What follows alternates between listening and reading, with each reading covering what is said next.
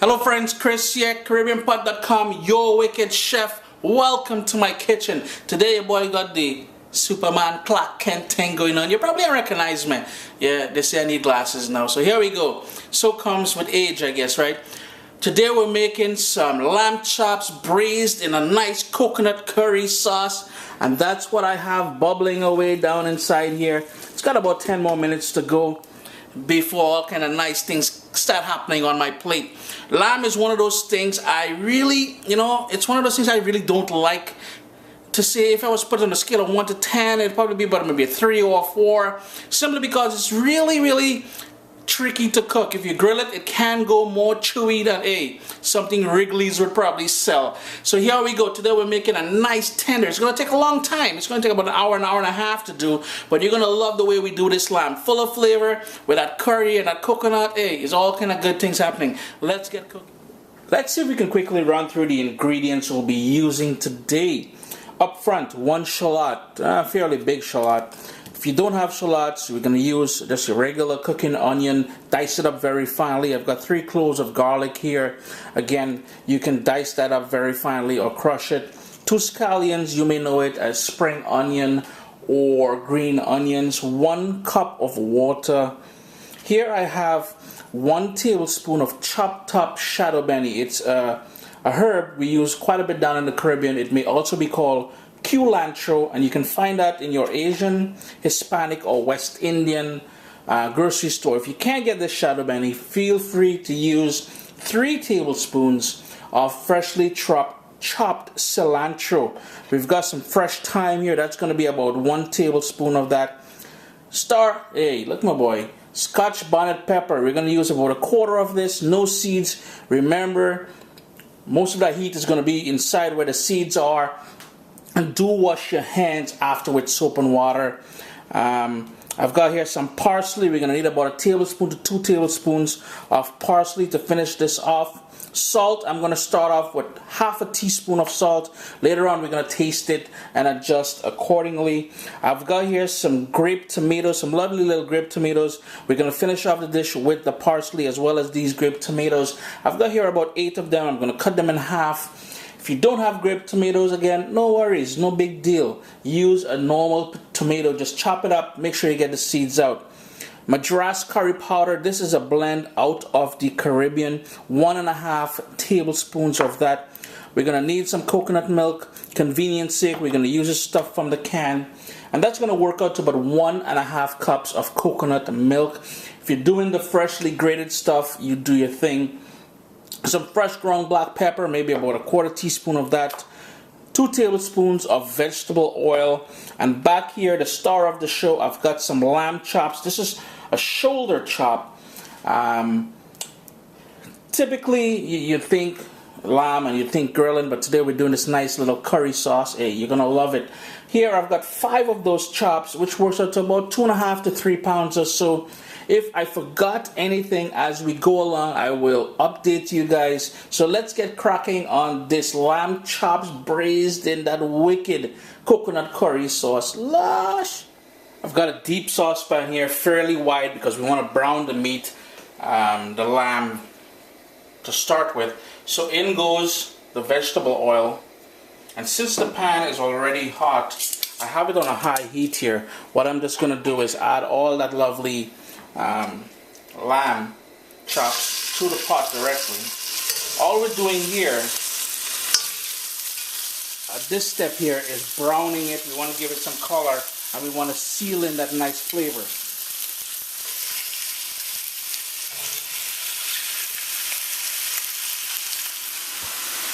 It was going for about 3 minutes on one side, and all I did was I flipped them over. My heat is still on high. I just want to seal all that lovely juices and everything else in the little lamb chops that we got here. Guys, I gotta mention one thing. This will be the method of cooking this curry lamb here is going to be a little bit different than what you're accustomed to.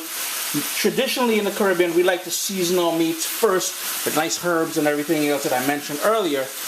This way, we're sort of deconstructing it and building it back a different way. We're going to brown it first, cook the curry, put it back in, season them up, and let them braise. You're going to love it, trust me.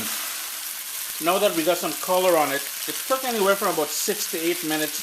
I flipped it every couple of minutes so we developed some nice color on there.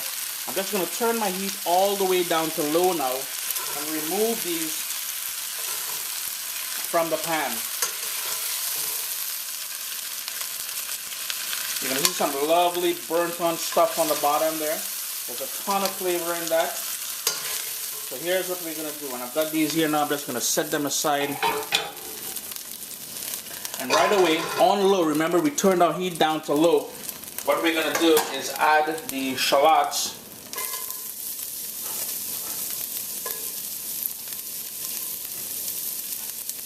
Give that a quick stir around in there. And the garlic.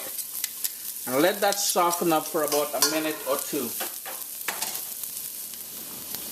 If you find that the pan is incredibly dry, what you want to do is hit them another tablespoon of that vegetable oil, because we really want this to soften up the garlic as well as that shallots. If you don't have shallots, remember you can also use just a regular cooking onion. Next up, what we're going to do now is to add that curry powder in there and give that a good mix. What we're trying to do here is to toast that curry, so at the end we won't get that raw curry taste, and by toasting it here it will also intensify the flavors for us. So I'm just going to move this around, and again my heat is on low, the lowest my burner can go, because I really don't want this to burn, I just want this to toast. And the flavor, the scent, everything coming out of this at this point, one word, wicked. The curry's been toasting here for about 2 to 2.5 minutes. I'm going to hit it with that fresh ground black pepper. And then I'm going to add back the brown chops back to that. Pour in any sort of liquid that may have sprung up while it was cooling on the plate there.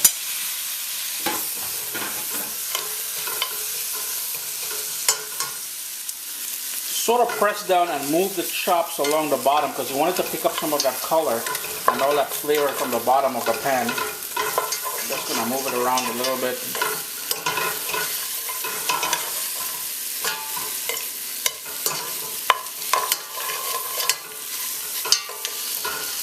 Now we're going to add the chopped shadow benny. Remember, you can use chopped cilantro if you don't have any. We're going to hit him with that salt. Later on you may need to adjust this, add a little bit more salt.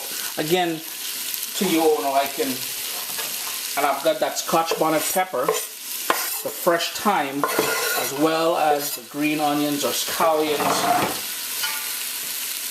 Add all of that to the pot. Give that a quick mix, just to toast, soften up those herbs we just added in there. Now we're going to add in the coconut milk. Turn our heat up to medium high until we can bring this up to as well as the water, because we need a lot of liquid in here for this to braise down and fall off the bone tender. We want this thing nice and tender. Move it around because you want to pick up all that burnt on curry powder. Well, not burnt on, but the stuff at the bottom. All that lovely curry and everything else we have on the bottom there. Try to make sure everything kind of works its way in there. Bring that up to a boil, then we're going to cover it and let that simmer and do its all kind of lovely things in the pot here for the next hour, hour and a half or so. It's now come up to a boil, so I'm just going to give it a gentle shake just to move everything into place there. I'm going to put the lid on it, turn my heat down as low as I can get it. I just want this to gently simmer now and braise, and all kind of exciting things is going to happen in there with all them flavors we are working with. 1 hour, then we're going to test to see how tender it is. It may need to go an hour and a half, so do give yourself enough time. It's been going now for about 1 hour and 10 minutes. And I have been stirring it. You want to sort of flip them over and stuff like that. My sauce, my gravy here is thickening up really nice. So I probably got about another 5 minutes to go before this is done. At this point, you want to test it to see if it's as tender as you would like it. I mean to say it's perfect the way it is for me, and taste it for salt. So I'm just going to give this about another 4 or 5 minutes, and then we'll be doing all kind of lovely things with it. The final step here, we've got those chopped up grape tomatoes. I'm just going to toss that in there. I've got a chopped up parsley. Looking pretty now, eh? And that's it. I'm going to turn off my heat, give this a quick stir, and this lovely lamb braised in that coconut curry sauce, it's done. It's time to eat. You'll notice your boy left some nice gravy there. This is going with rice. You can have it with roti, boiled potatoes, ground provisions. I mean, I say you can have it with so many different things. Even if you have some tostones, look at it. I did a recipe just recently with tostones. You can add it up to this, man. Chris here, CaribbeanPot.com, guys. Give this one a try. It is so easy to make, so tasty, and a great way to have tender lamb.